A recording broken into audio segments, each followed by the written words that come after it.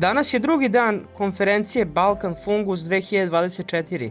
Na današnjoj konferenciji imali smo priliku da čujemo predavače iz Turske, Rumunije, Grčke, Hrvatske, Švedske i Srbije.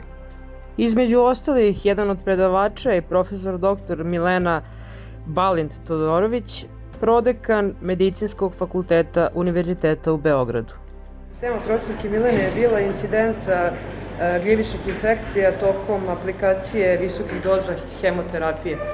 Možete li nešto više da nam kažete tim povodom vezano za tu incidencu kod pacijenata sa karcinomom? Radi se o pacijentima koje mi lečimo kao hematolozi. Zapravo ja sam lekar koji se bavi prevashodno transplantacijom, ali se bavi i lečenjem hematoloških maligniteta.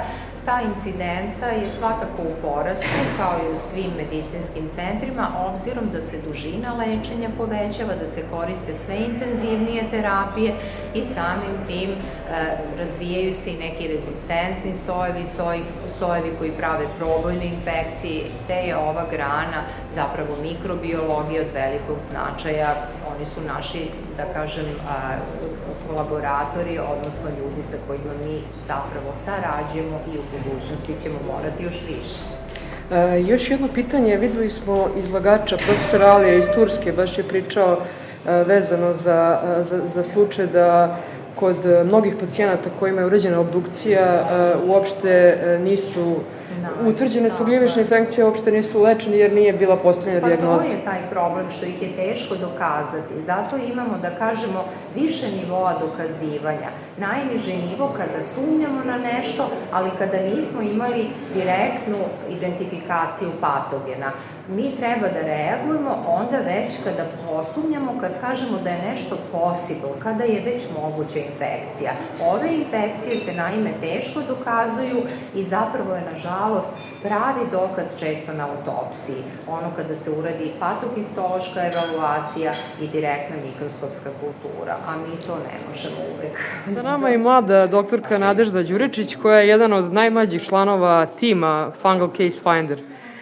Doktorka Nađa, kako je vaše iskustvo tokom dosadašnjeg rada i šta ste novo naučili? Pa pre svega, meni je veliko zadovoljstvo da sam deo tako lepog projekta u našoj zemlji koji u stvari promoviše nauku i samim tim što profesorka je toliko kreativna i toliko inspirativna za nas najmlađe, veliko mi je zadovoljstvo što sam deo ove priče. Hvala puno. A sa nama je i jedan od studenta Medicinskog fakulteta, gospodin Marko Arsenijević, i takođe član tima i organizacije ovog kongresa, a i član tima Fungal Case Finder. Marko, kako je bilo sarađivati sa profesorkom Valentinom ovo vreme? Šta ste novo naučili? Dobar dan. Bilo je vrlo lepo.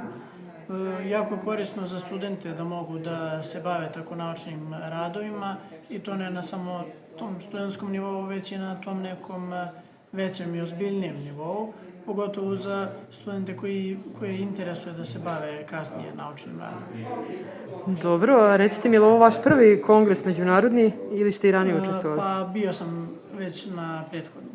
Još niste izlagali koja je tema vašeg predavanja, vašeg rada? Pa tema mog predavanja, odnosno mog rada je analiza jedne nove medicinske metode za identifikaciju gljiva. Da li je to ima veze sa Fungal Case Finderom? Pa da. Dobro, hvala vam najlepše.